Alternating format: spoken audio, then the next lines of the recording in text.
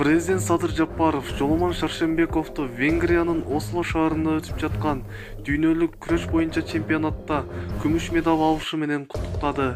Бул тууралуу постун Садыр Жапаров Инстаграмдагы баракчасына жарыялады. Жоломон Баатыр, дүйнө чемпионатындагы күмүш байге алышың менен куттуктайм. Билгенге алтынга тете жеңиш болду. Балбаныбыз Жоломон Шаршембеков финалда татуктуу бүйүр кызыткан кармаш көрсөттү.